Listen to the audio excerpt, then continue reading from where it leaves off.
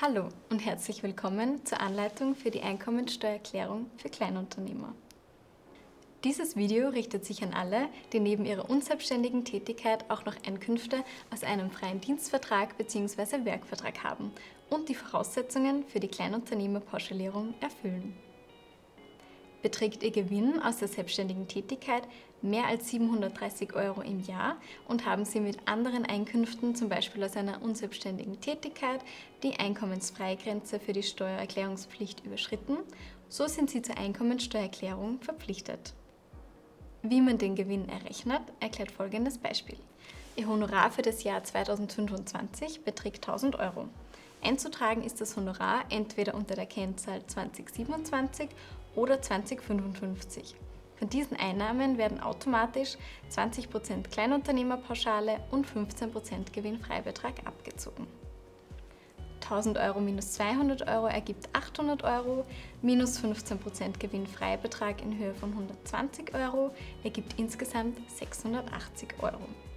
Das bedeutet, von dem Honorar von 1.000 € hätte man 680 € Gewinn zu versteuern. Da dieser Betrag aber unter 730 € liegt, müssen Sie diesen nicht versteuern. Neben der Kleinunternehmerpauschale und dem Gewinnfreibetrag können noch folgende Begünstigungen zustehen. Es können 50% des Öffi-Tickets abgesetzt werden, wenn es für betriebliche Fahrten genutzt wird. Das kann das Klimaticket oder eine Monats- bzw. Jahreskarte sein. Diese ist in Kennzahl 9165 einzutragen. Arbeitet man von zu Hause aus, so gibt es das sogenannte Arbeitsplatzpauschale. Davon gibt es zwei Varianten. Das große Arbeitsplatzpauschale beträgt 1.200 € und steht zu, wenn Ihr Einkommen unter der hier eingeblendeten Einkommensgrenze liegt. Übersteigt Ihr Verdienst diese Einkommensgrenze, so steht das kleine Arbeitsplatzpauschale zu, welches 300 € beträgt. Das jeweilige Pauschale wird allokutiert. Haben Sie 3 Monate Anspruch auf das Pauschale, dann bekommen Sie 3/12 vom Pauschale gutgeschrieben. Die kleine Arbeitsplatzpauschale ist in der Kennzahl 9215 einzutragen und das große Arbeitsplatzpauschale in 9217. Weiters können Sie Ihre Pflichtversicherungsbeiträge anführen. Diese sind in Kennzahl 9028 einzutragen. Ist Ihr Gewinn höher als 730 €, sind Sie verpflichtet, zur Einkommensteuererklärung zu wechseln. Haben Sie bislang immer eine Arbeitnehmerveranlagung gemacht, dann ist ein sogenannter Erklärungswechsel nötig. Zum Erklärungswechsel kommt man im Menü über Weitere Services, Erklärungen, Erklärungswechsel. Und nun muss einiges ausgefüllt werden. Begonnen wird mit den Einkünften, diese sind ersichtlich im Dropdown-Menü. Freie Dienstnehmerinnen können 2 Einkunftsarten haben. Einkünfte aus selbstständiger Arbeit, bestimmte Berufsgruppen wie Ärzte, Steuerberater, Notare, wissenschaftliche Arbeiten oder künstlerische Tätigkeiten und Einkünfte aus Gewerbebetrieb, dies gilt für alles andere und fungiert als Auffangbecken. Weiter geht es mit dem Wirtschaftszweig. Dafür gibt es eine Liste der Statistik Austria. Man sucht sich die Nummer, je nachdem welche Tätigkeit ausgeführt wird, wie beispielsweise Erbringung sonstiger Dienstleistung Nummer 96.00. Die genaue Bezeichnung, die eingetragen werden kann, ist sonstige Bürotätigkeiten für Auftraggeberin. Dann den Beginn der Tätigkeit eintragen und den Ort der Berufsausübung. Dieser ist meist die Wohnadresse. Weiters den voraussichtlichen Jahresumsatz im Eröffnungsjahr und im Folgejahr eintragen. Wichtig: keinen Regelbesteuerungsantrag stellen, da dieser für die Umsatzsteuer gedacht ist und keine Normverbrauchsabgabe. Danach klicken Sie auf Prüfen und Einbringen und nun ist man unmittelbar in der Einkommensteuererklärung.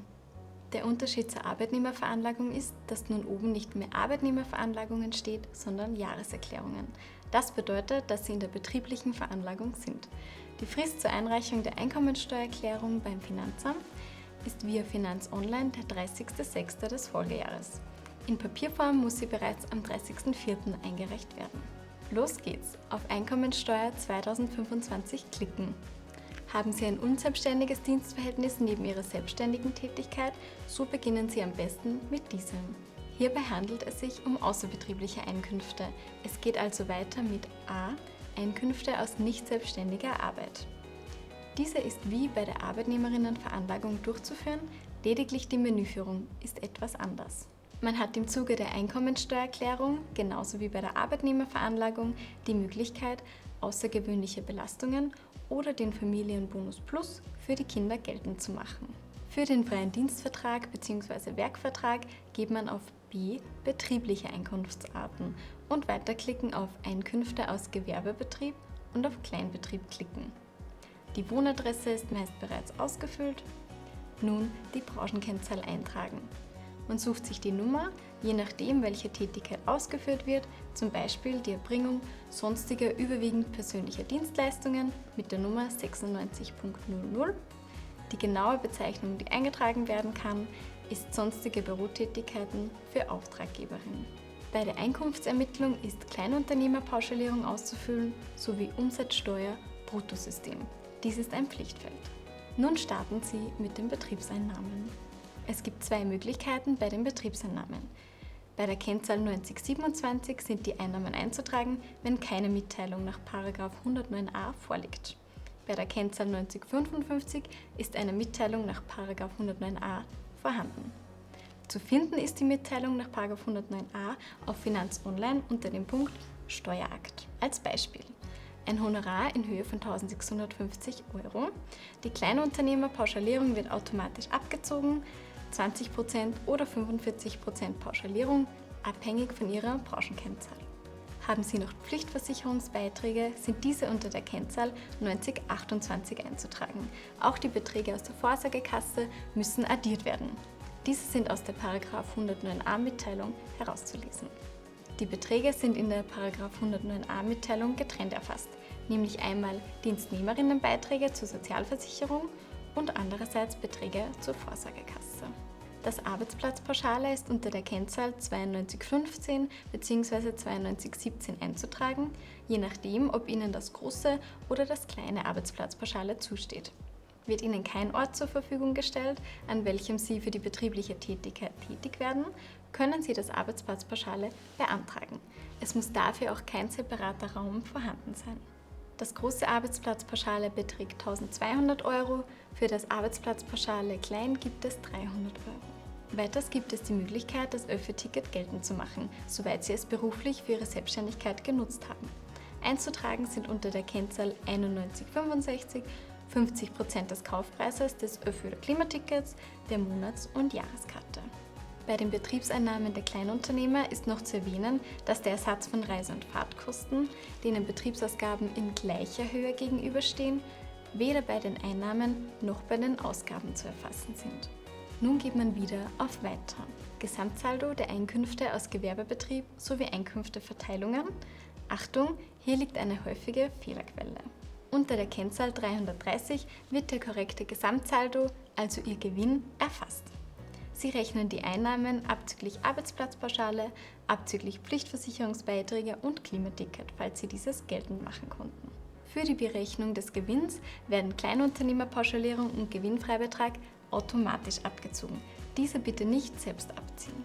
Nun weiter auf Vorberechnung klicken. Sollte Ihnen ein Guthaben errechnet werden, ist dieses selbst zu beantragen.